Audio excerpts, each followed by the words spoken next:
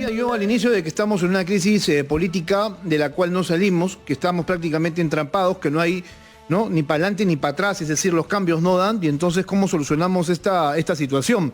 Seguramente Paolo Sosa, que es politólogo, tiene algún tipo de solución o algún tipo de receta que nos pueda él brindar para encontrar alguna salida. ¿Cómo estás, Paolo?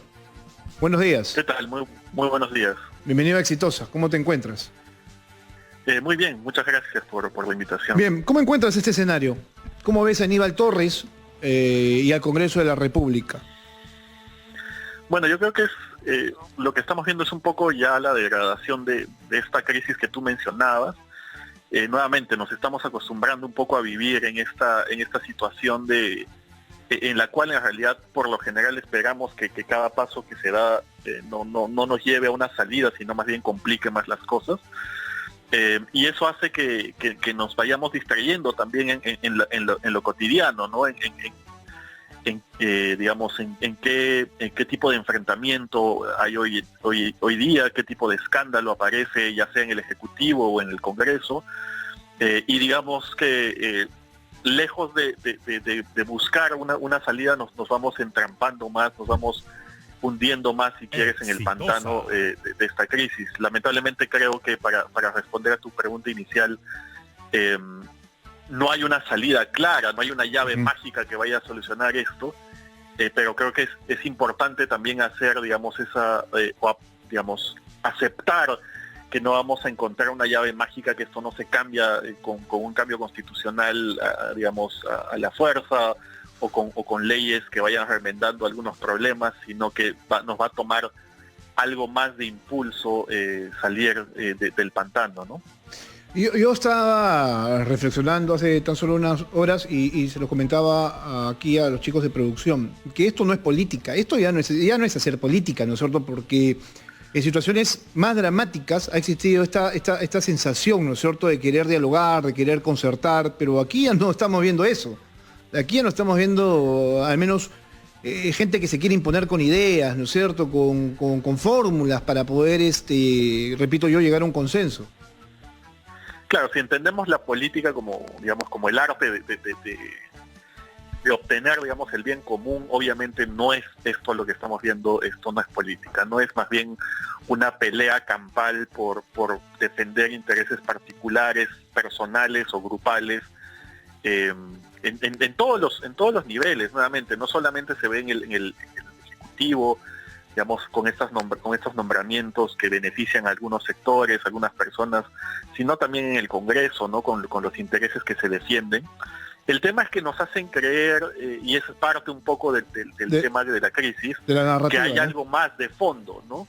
Que esta es una batalla entre el comunismo y la democracia, que esta es una batalla entre el pueblo y las élites, cuando en realidad lo que estamos viendo es digamos, una repartija y una pelea por quién ocupa más espacios, quién se pone en la banda presidencial.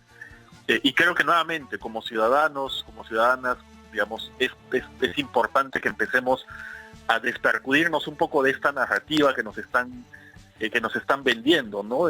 No hay ningún tema programático ideológico al frente. Esa polarización se sostiene básicamente en discursos que lo único que quieren es ocultar los problemas, las miserias de los intereses que están ahorita representados en el Estado, como te decía, no solamente en el Ejecutivo, sino en el Congreso también. Este término que tú utilizas, ¿no es cierto?, que no hay nada programático. Y eso lo podemos advertir tanto en el Ejecutivo como en el Legislativo, ¿no?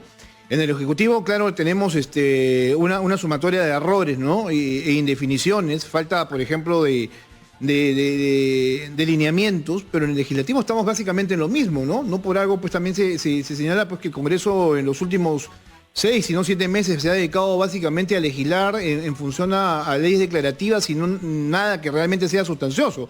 Y de paso también a blindarse, ¿no?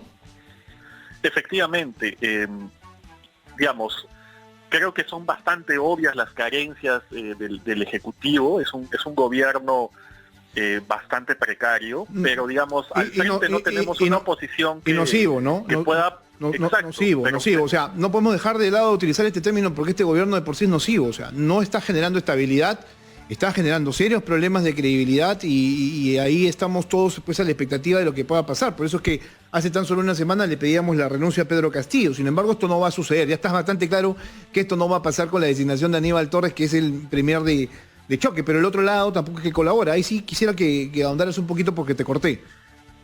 Sí, lo que te decía es que, digamos, lejos de solucionar los problemas, los ahondan, ¿no? Crean más problemas. Porque, nuevamente, frente a un ejecutivo con esas características, lo que uno esperaría de una oposición supuestamente preocupada por el interés público es que, digamos, no solamente presionen, sino que incluso puedan proponer una agenda alternativa, ¿no? De reformas mínimas, digamos, a través de la producción legislativa, tratar de compensar los errores del Ejecutivo.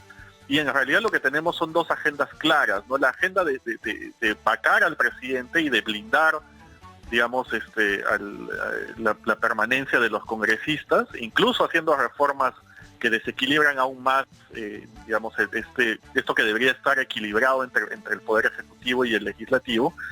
Y una segunda agenda muy clara, que es la de proteger intereses, digamos, no necesariamente positivos para el país, con el tema del transporte, con el tema de la educación universitaria, ¿no? Entonces, creo que por eso decía que es una crisis que se ve en ambos lados, que los efectos, digamos, estos intereses particulares, cortoplacistas, están en ambos lados y por eso, digamos, hay esta sensación de frustración por muchos ciudadanos, pero que al mismo tiempo trata de ser escondida con estos discursos grandilocuentes, ¿no? De que acá estamos peleando contra el comunismo, sí, etcétera, claro. ¿no? Cosas que están completamente fuera de todo contexto, ¿no? A mí particularmente, y seguramente tú tienes la misma idea, ¿no? Que los extremos no son buenos, que existe ya cierto nivel de fanatismo, sino un gran nivel de fanatismo que no les permite razonar, ¿no? Utilizar un poquito el seso para poder pensar un poco más por el país. Y lo digo, y lo repito, esto de ambos lados, ¿ah? Existe esto que se llama honestidad brutal de su parte, ¿no? Hay una cosa que yo estaba leyendo hoy, sobre todo la columna de Fernando Testa Soldevilla, ¿no? Que también se estaba planteando algunas salidas a esta crisis, pero claro, luego de hacer una argumentación respecto, por ejemplo, a lo que podría ser futuras elecciones, ¿no? Ante una eventual salida de Pedro Castillo, vacancia, renuncia, quien asuma luego, hablaba pues y luego qué viene, ¿no? O sea, si tienen que convocar a elecciones generales, eso es lo correcto, pero como ya lo hemos venido señalando, pues eso todavía es complicado, ¿no? Pero aquí dice lo siguiente, ¿no? Que es seguramente una vía más interesante. El país, dice, no da para más, se debe convocar a la ciudadanía sobre la base de un amplio acuerdo político para que se encargue de crear una nueva representación presidencial y parlamentaria, pero con nuevas reglas, reforma política y apertura de la oferta electoral. Es decir, lo que está diciendo aquí es que los únicos que podemos parar esta situación somos nosotros, obviamente organizados. Efectivamente. Ahora, yo estoy de acuerdo con ese balance. Sin embargo, agregaría que entonces no es un esfuerzo de corto plazo. Y yo creo que algo que tenemos que mentalizarnos es que ahorita mismo ni en la sociedad, digamos, civil organizada, ni en las organizaciones sociales de base hay la capacidad para avanzar de manera coordinada, coherente en esa lógica, ¿no? Digamos, parte del problema también es que la ciudadanía es muy débil hoy, no necesariamente porque los ciudadanos no salen a protestar, sino que cuando lo hacen es de forma reactiva, una vez que ya, digamos, el Congreso o el Ejecutivo ha tomado una decisión claramente perjudicial. Entonces, no hay una capacidad propositiva, más bien desde la sociedad civil, y no solamente desde los ciudadanos, digamos, que salen a protestar, sino creo que también es un llamado digamos, a estas organizaciones profesionales, a las organizaciones, digamos, que están involucradas en todo el tema del desarrollo y fortalecimiento de la democracia.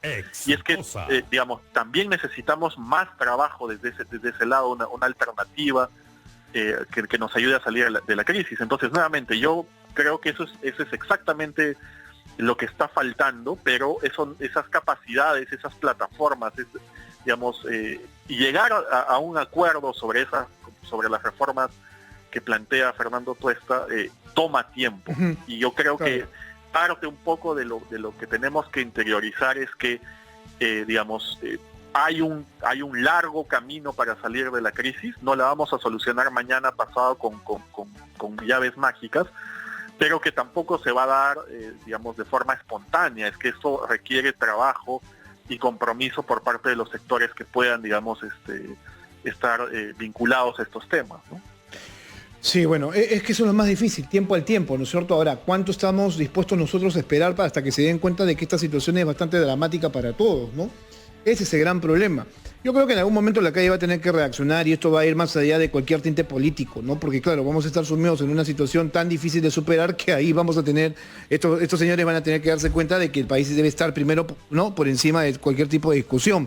Ahora, lo que yo encuentro también a este entuerto, ¿no?, entre ambos poderes del Estado es que cada vez que avanzan los días, cada uno encuentra un argumento para poder atacarse, ¿no? La semana pasada veíamos con la designación de Valer que había esta situación de pedirle al presidente de la República la renuncia a un paso al costado, ¿no es cierto?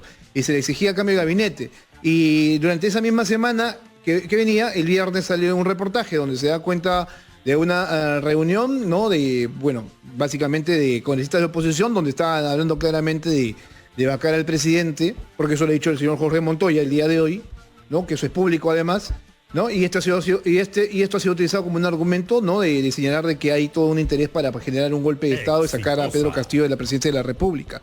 O sea, ellos mismos, ¿no es cierto?, se hacen incluso hasta apoyo mediático respecto a lo que buscan. De alguna manera son como que socios en el caos. Yo creo que lo que acabas de mencionar es clave, ¿no? Que son socios en el caos, digamos, que a pesar de que en realidad creo yo que sus intereses son efectivamente el de anularse el uno a otro, al final terminan siendo los mejores aliados, ¿no? Se dan oxígeno entre ellos. Cada error del presidente le da oxígeno a un Congreso que es bastante desprestigiado y viceversa. Cada vez que sale, digamos, un problema o un escándalo desde el Congreso, el presidente pues termina siendo visto como la opción menos mala, igual que sucedió en la elección. Entonces creo que ahí, digamos, mutuamente se refuerzan. Y creo que además, porque es muy claro para la ciudadanía que la solución que proponen para la crisis es evidentemente cualquier cosa menos una solución a la crisis y más bien un intento por imponerse frente al otro poder del Estado, ya sea responsabilizando al Congreso por errores que claramente son del Ejecutivo, como en el nombramiento de los gabinetes, o, digamos, buscando la renuncia o la vacancia del presidente, cuando es claro que eso no va a solucionar ningún problema, porque finalmente quien vaya, digamos, hay una sensación de que cualquiera que asuma la presidencia va a tener que enfrentar los mismos problemas y probablemente también va a tener los mismos intereses o el mismo tipo de intereses particulares al llegar al poder. Claro, ya lo hemos visto, por ejemplo, en el caso de Martín Vizcarra, solo que aquí se está agudizando en función a ideologías que en algunos de los casos no son del todo claras, ¿no? Paolo, muchas gracias por estar con nosotros, muy amable.